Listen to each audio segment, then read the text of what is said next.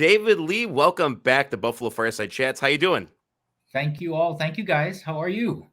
I'm excellent. I'm excellent. Looking forward to a fresh start, a fresh new year. And what one person I was thinking about was you, because I'm like, man, you know what? You were really inspiring the last couple times you were on the show in regards to AI and everything that you're doing with your business. So I want to say officially Happy New Year to you, sir. Happy New Year to you too as well. And to So everybody listening. yeah, so why don't we talk about, let's go back and as much as we want to look forward, let's talk about some of the accomplishments that Iveda Solutions has had in 2023. Sure.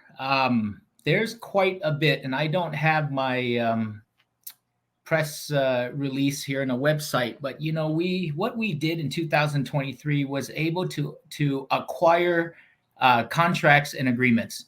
Years prior was about proof of concept. It's about getting out there and teasing the market and also seeding the market at the same time.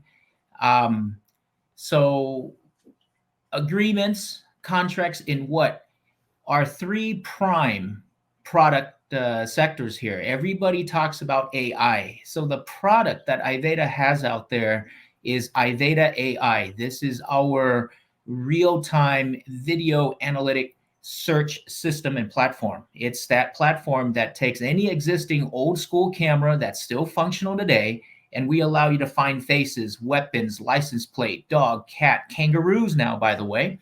Gets a hint to where we're going. So that's a product that's out there with a significant contract and partner affiliation with Claro. We can touch on that in a little bit. We also were able to win a subcontract with a partner named Movement Interactive with our U.S. Veterans Affairs Office for fall detection technology for remote medical detection. So that's a huge one. We call that Iveda Care. We were able to launch something that is a supplement to Iveda AI, and that's called ViewMaster. It is very new. We launched it probably 2.5, 3 months ago. ViewMaster complements Iveda AI because our existing customers are asking, can you do this? Can the AI do that? Can the AI find just Rolex watches on people's wrists? And can it identify possibly fake ones? Well, ViewMaster, you can train between how a real one looks and a fake one looks. And the difference in between is the variables for what's real and what's fake. I'm giving you that example because everybody understands the name. Everybody understands the value and application behind identifying something like that. Jewelry shop owners, guys, a jewelry shop owner can use an existing security camera utilizing ViewMaster in 2 hours can train what a real watch looks like and what a fake watch looks like. And ViewMaster learns that. You upload it to the Iveda AI cloud. The next time someone comes in trying to sell you a fake watch, you don't waste time anymore. You get that alert. Then you pull out what do you call those microscope, those things? Yeah, I know what you're talking about. Then you pull one of those matters, right? One of those things.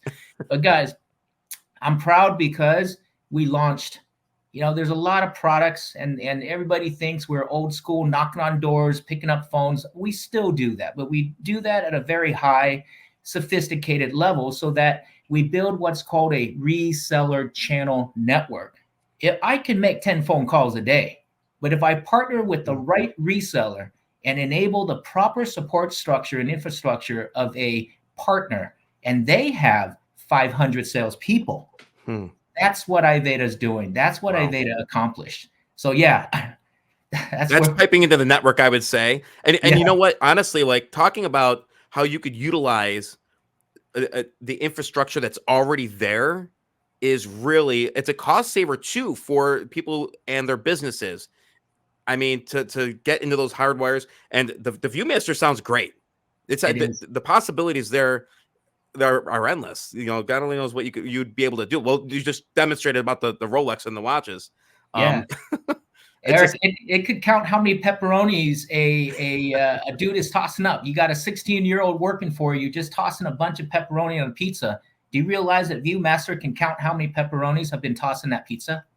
I'm giving these examples that may not be put into use, but I'm telling you how easy the tech is. But then apply that to pharma. You're counting pills. How many Viagra pills versus a Tylenol in the pan that you're pouring for a prescription? This is what I'm talking about, how technology can be leveraged in real world scenarios. I'm proud 2023, we did that. We're out in the field, we're out in the street, we're rolling. Wow. That's Mhm. awesome to hear. That's absolutely awesome to hear.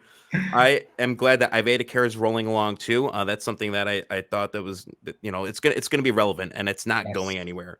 Um, Yes. let's talk smart city projects. Now you have embarked on that adventure across the world, and talking about you utilizing infrastructure that's already there. How are those things coming along with the smart city project? And by the way, guys, that doesn't mean that you're building all new wires, all new everything. Like it's more about information sharing than anything. So go ahead, David Lee, tell us more about where you guys are at with the smart city development. That's a good one to touch on, Eric. We put out some announcements, and I'm gonna try to keep this to where I can speak to announcements and relevant towards what's out in public information. The Philippines. The Philippines, much to look forward to and excitement in this year, because when one says that we're working on a smart city project, we have to be very real in the real world deployment, installation, and technologies.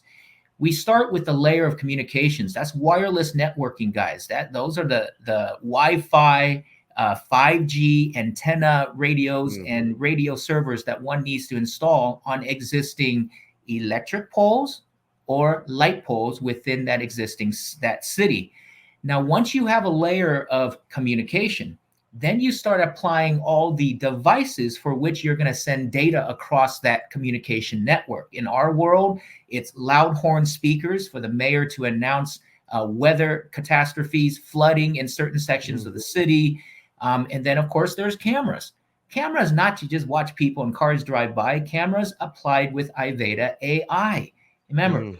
all of our components, or I should say, subset of our featured technology suites, come together to make a smart city.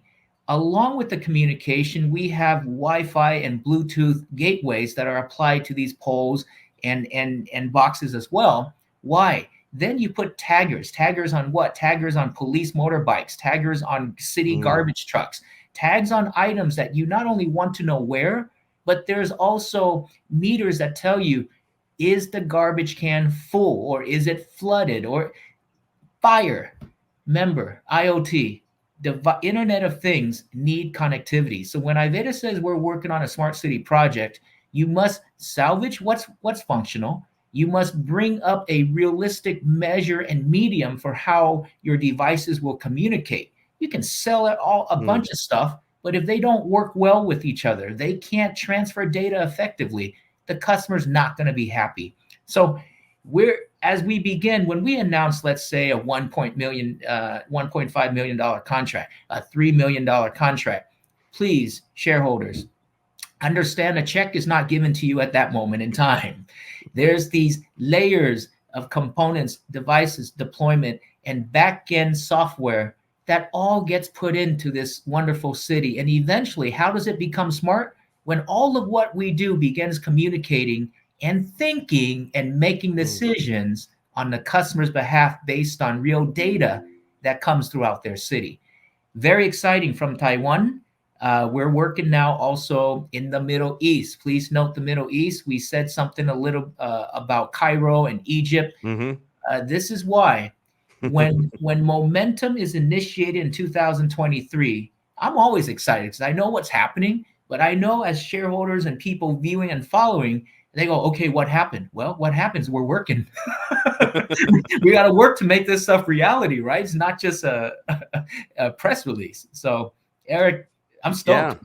Well, and and that's one thing that, and a lot of us that are here now, we started trading and investing back in 2021. When we were all sitting around and we were like, "Oh, I'm going to learn how to trade." But what's nice about where we're at right now at the BFC is we get to learn about the whole process, and it isn't just a share price. It's about what's happening with the actual business, especially with these small companies, small businesses that are going to try and make major, big changes, impact the world.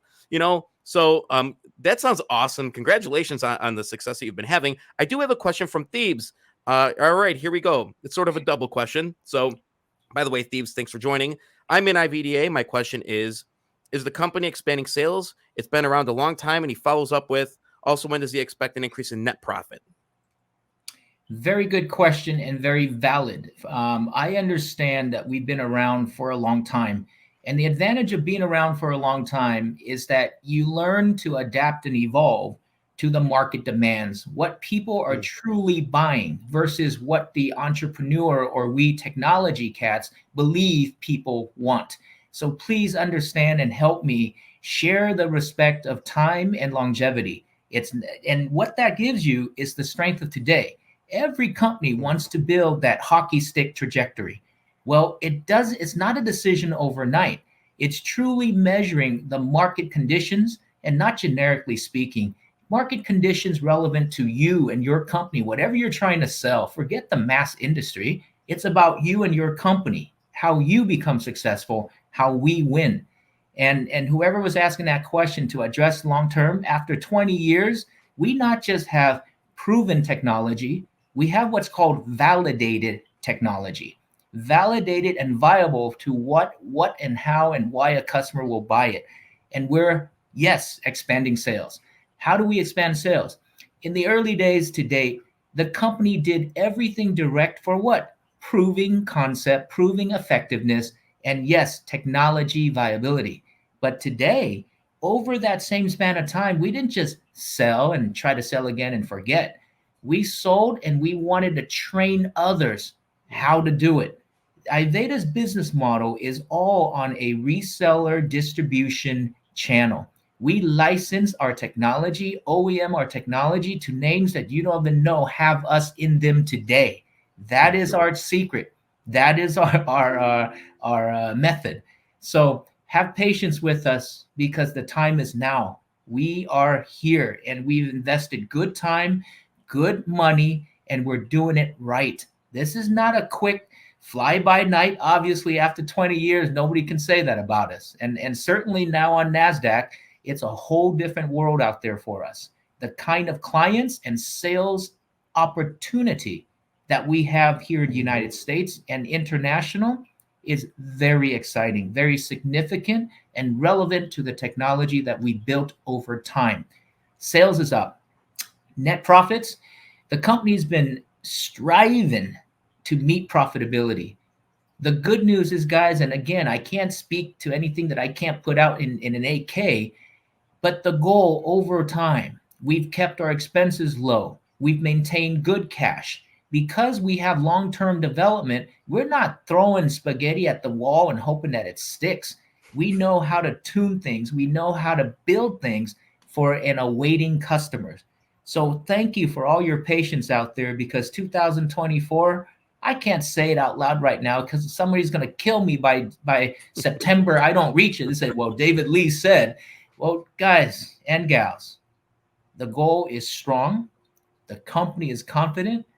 And we're happy to approach that goal ASAP. So yes.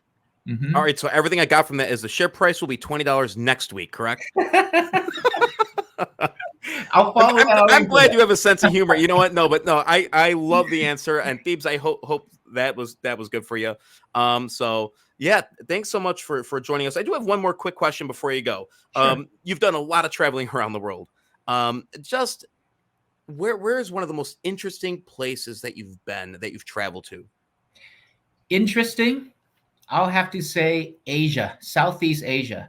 Interesting just because of the traditional tourism interests. Okay, the food, the kind people, just the exploratory opportunities. But you know what? They're hungry to innovate.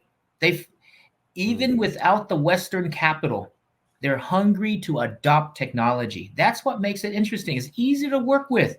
And you got to find creative ways to supply tech for those countries. Eric, can I plug something real quick? Absolutely. I need your help. I don't think it's too early, too soon, but I have the audience. So Iveda, myself, it's official. It's on the web. It's on their website. The World of AI Cannes Festival in Cannes, France. I'm a keynote speaker alongside our customer and partner Claro. So for all who was wondering what the heck is going on with that relationship, and where Iveda is and who's a true AI player. We're going to be in the world stage, and I get to share all that I've shared with you on the world stage. So very exciting. This February 9th, I'm on stage. February 9th, keynote speaker. What we're going to do is I want to be able to pipe into that, and I will broadcast that live here at the BFC. And Wow. I look forward to hearing that, because I think that's going to be inspirational. It's going to be fun. And that's exciting news, guys. It seriously is. And by the way, speaking of which, because I know we have another guest to get to, I was doing some research in cybersecurity. And although North America has the biggest market, the fastest growing market is Southeast Asia. So that's pretty cool. Yeah. So little knowledge. I learned a little something doing some due diligence this week, guys. So, David Lee, thank you for joining us, and I look forward to having you back on again. Wonderful. Thank you all. All right. Get